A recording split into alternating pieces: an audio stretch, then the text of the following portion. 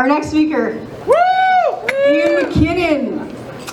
Ian is a Vancouver-based software developer and co-founder of Latergram, a visual social media management tool.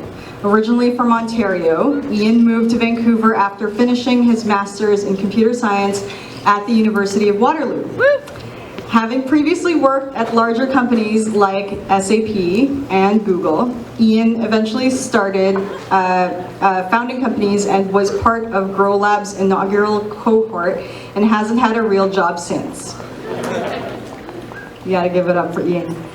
Ian is also a part-time instructor at Lighthouse Labs, a web and mobile development boot camp. All right, Ian.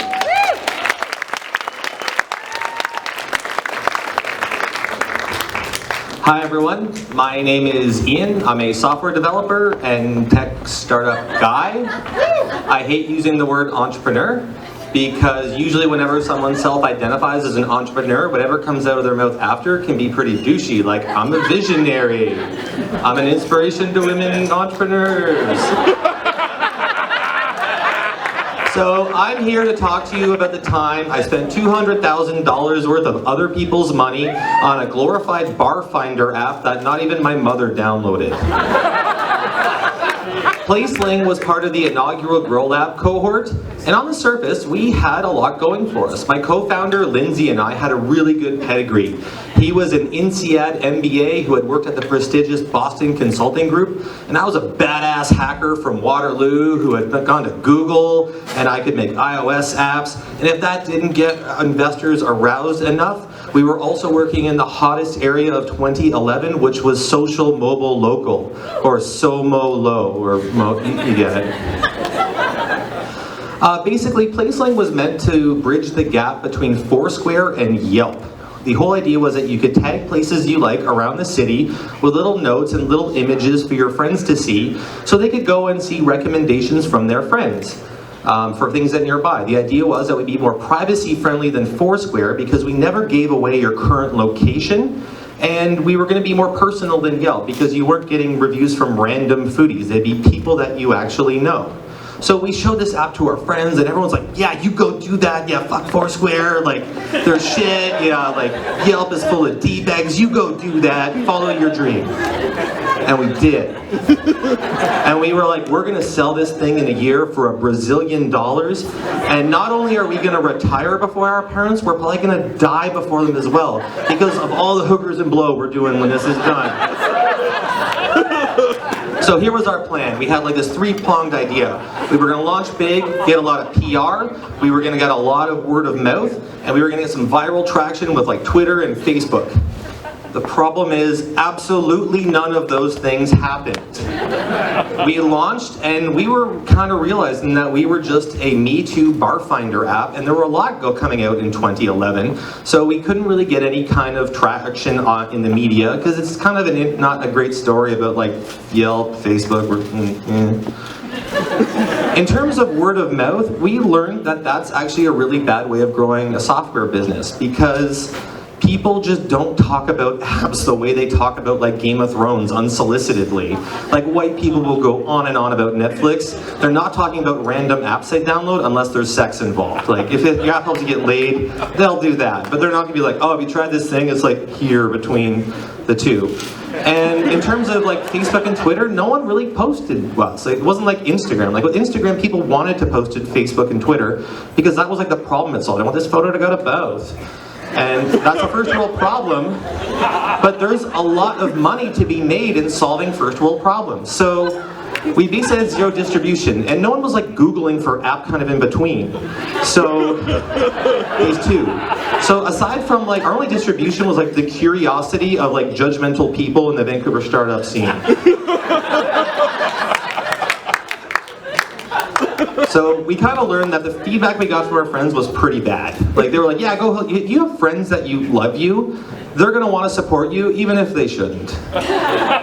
Anyone ever watched the show Dragon's Den? I love that show. That show is a parade of people whose friends have been lying to them for years about their shitty ass products. And the first honest person they meet is Kevin O'Leary. So Paul Graham has this graph. This is probably the single most important thing I've learned about startups, is this thing that's not even a real graph, it's just a photo of, a whiteboard. Basically, people care about products in a kind of a well. You have certain things like Google, where a lot of people care about them very deeply. That's why Google's a $100 billion company.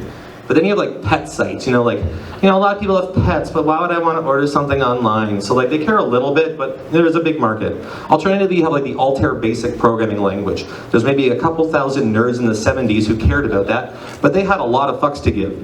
That was important for them.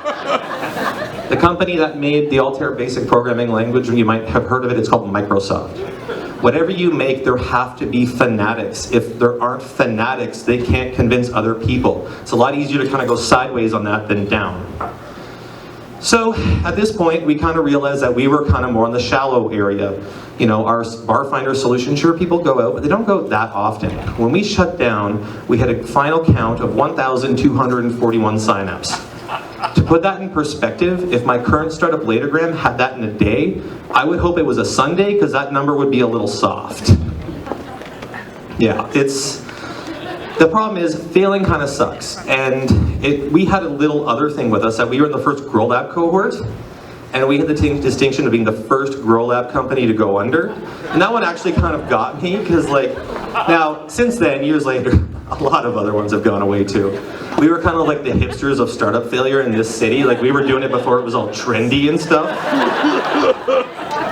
Now, the other thing was, when you fail that big, you have to tell the people who gave you the money. We had over $200,000 in funding, and I remember when I was a kid, and I caused like $200 worth of damage to my father's car, and how I thought I was dead at that point. So I don't know what getting the business would like when you tell someone you destroyed that much money. We didn't even get yelled at. DDC was just like, oh yeah man, shit happens. Hey man, cheer up. I'm like, I phoned my dad that night and what the fuck was I grounded for? 1,000 times, you had a scratch on your rearview mirror. That's kind of where I learned that fuck-ups are kind of relative. Whereas $200,000 is a lot of money, I imagine, for most people in this audience. For a business or a venture capital firm to just have a position and solo mo, that's a rounding error for them. They don't care. We learned that they were giving us money, and the odd chance we did succeed so they could give us more. So it was kind of relative, and the whole thing got me out of my 9-to-5 job. Otherwise, if I didn't do this, I'd still be at SAP and probably in some shitty condo in Yale Town. But it put me on this startup path, and it wasn't that bad. There's plenty of other capital for me to destroy in this world. So anyway, thank you very much, everyone.